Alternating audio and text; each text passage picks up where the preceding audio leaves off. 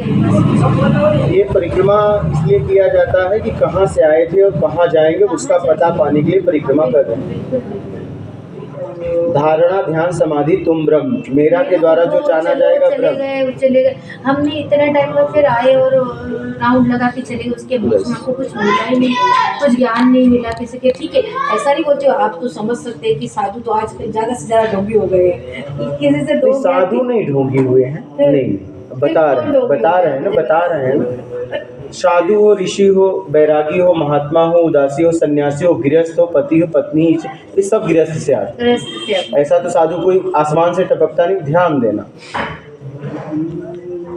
कौन या आप या कोई व्यक्ति आपके जीवन में मिला कि सच में साधु ढूंढ रहा है? साधु का मतलब क्या है?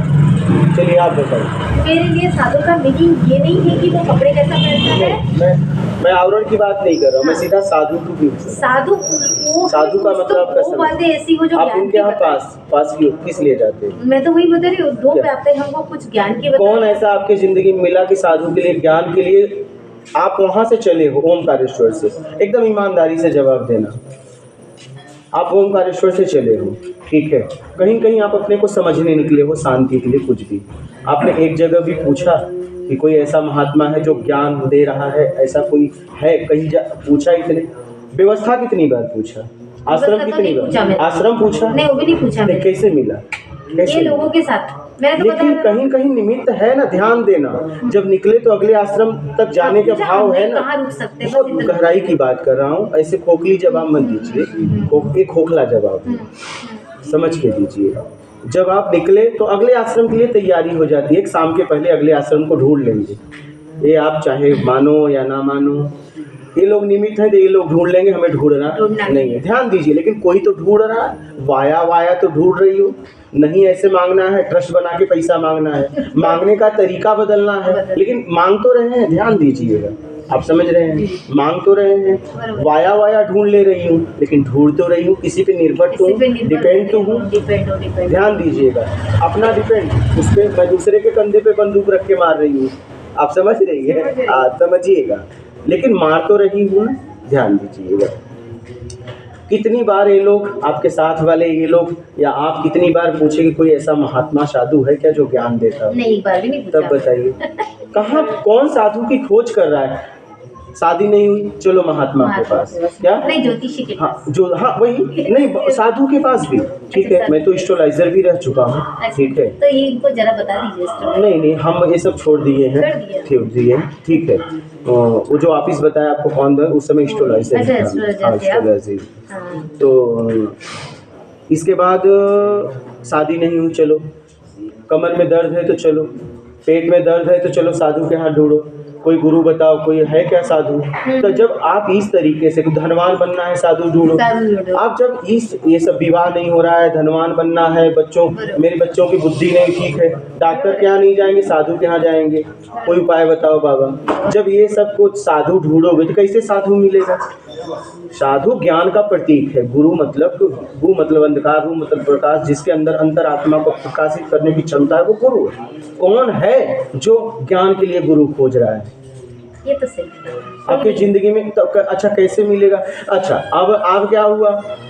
जब समाज के लोगों ने, अब ध्यान दीजिएगा वहीं से सबसे स्टार्ट करते हैं। जब आप अपनी व्यवस्थाओं को बढ़ाने के लिए, वैभव को बढ़ाने के लिए जब साधु ढूंढोगे, तो ये जो समाज के लोग हैं फ्रॉड, वो साधु का, ऐसा तो नहीं है गिरुआ कलर उसी को मिलता है, इसका कोई लाइसेंस है क्या? बाजार जाओ, कपड़े लो, पहन लो, या गुरु बैठे हैं किसी भी अखाड़े में या कहीं चले जाओ, बुला के दीक्षा दे रहे हैं। कलयुग क्यों श्रेष्ठ है? माँ बाप अपने बच्चों को पालेंगे, बाद में वृद्धाश्रम जाएंगे, बच्चे सब कुछ छोड़ लेंगे। आप समझ रहे हैं? गुरु शिष्य ढूंढेगा, शिष्य गुरु नहीं, इसलिए कलयुग श्रेष्ठ। लाखों शिष्य होंगे लेकिन शिष्य का नाम नहीं पता है। ध्यान दीजिएगा, कलयुग इसीलिए श्रेष्ठ है कि गुरु को शिष्य ढूंढना पड़ रहा है। गुरु दिन से सुबह से लेकर शाम तक भक्त की इंतजार कर रहे हैं, कोई भक्त आए। आप बात समझ रहे हैं? बराबर है। तो ऐसे लोग क्या हुए? साधु बन गए। साधु बनने के लिए लाइसेंस की जरूरत तो होती नहीं कि कोई क्वालिफिकेशन की जरूरत होती है। हाँ, समाज में कुछ बनने में आपको साल लगेगा। एक आपको चपरासी की नौकरी के लिए भी योग्यता चाहिए, लेकिन साधु बनने के लिए योग्यता नहीं चाहिए। चलिए तुरंत मुंडन कराएंगे, तुरंत दीक्षा दे देंगे। यहाँ तक परीक्षा भी नहीं ले रहे हैं, गुरु लोग इंतजार कर रहे हैं, क्योंकि मैं अखाड़े का हूँ इसलिए बता रहा हूँ। गुरु लोग इंतजार कर रहे हैं कोई आए दीक्षा ले, मेरा इतना चेला, मेरा इतना चेला। पहले क्या था, कई सालों तक परीक्षा लेते थे, बाद में गुरु दीक्षा देते थे। आप समझ रही हैं? तो कौन साधु ढूंढ रहा है बताइए? तो ऐसे लोग साधु बन के हैं, आओ आओ बेटा आओ, हम तुम्हें लूटेंगे, तुम हमें लूटो। समझ रहे हैं?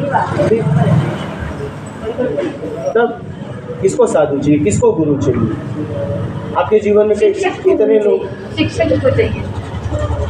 इतने यात्रा करके आ रहे, एक भी व्यक्ति मिला क्या जिज्ञासु कि मैं ज्ञान की खोज में निकला हूँ, कोई आश्रम है क्या? या आप जितने लोगों के साथ, या आप स्वयं, तब कैसे मिलेगा? साधु की गुरु की लोगों ने परिभाषा बदल दी। हाँ, धागा बांध रहा है गुरु, सब सर दुख रहा है गुरु जी, बहुत दुख। तो कहने का मतलब हम कहाँ गए, देखो ना जरा। मजाक बना दिया है गुरु के नाम से लोग। आज गुरु शिष्य का मजाक बना दिया है। गुरु ज्ञान का प्रतीक होता है। ज्ञान लेने कौन जा रहा है बताइए?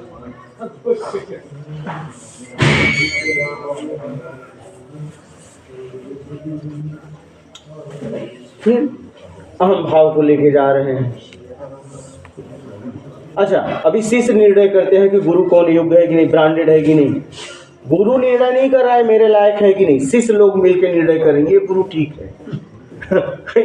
ये गुरु ठीक है।